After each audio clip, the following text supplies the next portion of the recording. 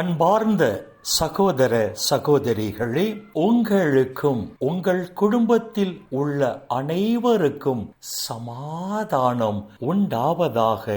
ஆமென். அன்பார்ந்த சகோதர சகோதரிகளே, இன்றைய நாளின் தியானத்திற்காக நாம் எடுத்துக்கொண்ட இறை வார்த்தை புனித பவுல் கொரிந்தியருக்கு எழுதிய முதல் திருமுகம் 16ஆம் அதிகாரம் 13ஆம் இறை வார்த்தையில் 2வது வார்த்தை, நம்பிக்கையில் நிலைத்து இருங்கள் என்று புனித பவுல் இங்கு எழுதுகிறார். எந்த ஒரு சூழ்நிலையிலும் நம்பிக்கையில் தளர்ந்து போக வேண்டாம். மாறாக எல்லா சூழ்நிலையிலும் ஆண்டவர் மீது அசைக்க முடியாத ஆழ்ந்த நம்பிக்கை கொண்ட மக்களாய் ஆண்டவரை பற்றி கொண்டு வாழுங்கள்.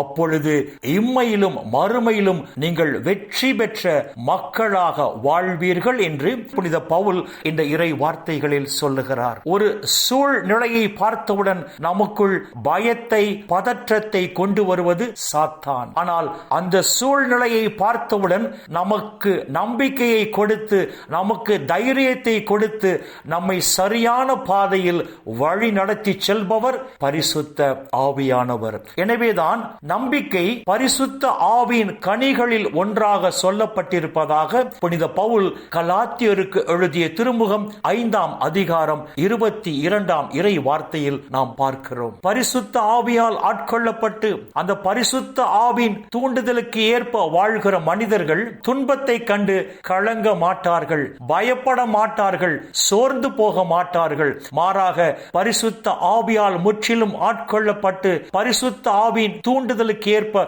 வாழ்கிற மக்கள் அந்த துன்ப நேரத்திலும் ஆண்டவர் இயேசு என்னோடு கூட இருக்கிறார், அவர் இந்த துன்ப நேரத்தில் என்னை வழிநடத்தி செல்வார், இந்த துன்பத்தை எளிதாக நான் கடந்து செல்லும்படி செய்வார் என்று ஆண்டவர் மீது அசைக்க முடியாத நம்பிக்கை கொண்ட மக்களாக வாழ்வார்கள். ஆனால் தூய ஆவியால் ஆட்கொள்ளப்படாமல் தூய ஆவியின் தூண்டுதலுக்கு ஏற்ப வாழாத மக்கள் சூழ்நிலையை பார்த்து பயந்து போவார்கள், கலங்கி போவார்கள். நற்செய்தியில் ஒரு அழகான நிகழ்ச்சியை நாம் பார்க்கிறோம். ஆண்டவர் இயேசு கடல் மீது நடந்து வரும் போது பேதுரு தானும் கடல் மீது நடந்து வர வேண்டும் என்று தன் விருப்பத்தை தெரிவிக்க ஆண்டவர் இயேசு நடந்து வா என்று சொல்லுகிறார். பேதுருவும் கடல் மீது நடந்து செல்லுகிறார். அப்பொழுது பெரும் காற்று வீசியதை கண்டு பேதுரு அஞ்சி மூழ்கும் போது ஆண்டவரே என்னை காப்பாற்றும் என்று கத்துகிறார். இயேசு உடனே தம் கையை நீட்டி அவரை பிடித்து,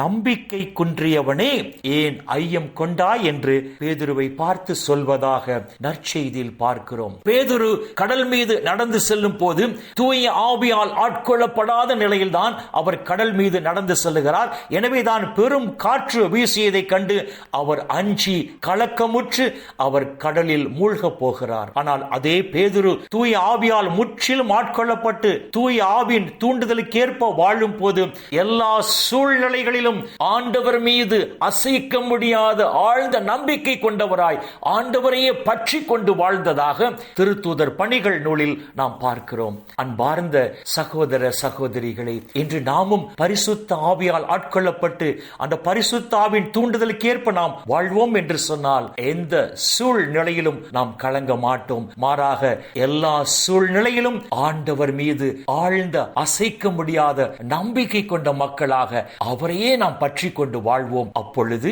இம்மையிலும் நாம் வெற்றி பெற்ற மக்களாக வாழ்வோம், நிலை வாழ்வையும் உரிமையாக்கிக் கொள்வோம். இந்த இறை சிந்தனைகளோடு நாம் ஜெபத்திற்குள் கடந்து செல்வோம். எங்களை நேசிக்கிற நல்ல பிதாவே, அப்பா, இந்த உலகில் இன்னும் ஒரு நாளை நீர் எங்களுக்கு சேர்த்து தந்த உம்முடைய கிருபைக்கு நன்றி சொல்லுகிறோம். தூய ஆவியால் முற்றிலும் ஆட்கொள்ளப்பட்டு தூய ஆவியின் தூண்டுதலுக்கு ஏற்ப பரிசுத்த ஆவியின் கனிகளில் ஜொலிக்கிற மனிதர்கள் இம்மையிலும் மறுமையிலும் வெற்றி பெற்ற மக்களாக வாழ்வார்கள் என்று சொல்லி உம்முடைய உயிருள்ள வார்த்தைகள் வாயிலாக எங்களோடு பேசினீரே. அப்பா, அப்பா உமக்கு நன்றி சொல்லுகிறோம். வரப்போகிற நாட்களில் அப்பா தூய ஆவியால் ஆட்கொள்ளப்பட்டு தூய ஆவியின் தூண்டுதலுக்கு ஏற்ப வாழ்கிற நாங்கள் வரப்போகிற நாட்களில் தூய ஆவியின் கனிகளின் தன்மைகளில் நாங்கள் சொலித்து இந்த உலகில் உம்முடைய ஒளியின் மக்களாக நாங்கள் வெளிப்படும் போது அப்பா இந்த உலகிலும் மறு உலகிலும் நாங்கள் வெற்றி பெற்ற மக்களாக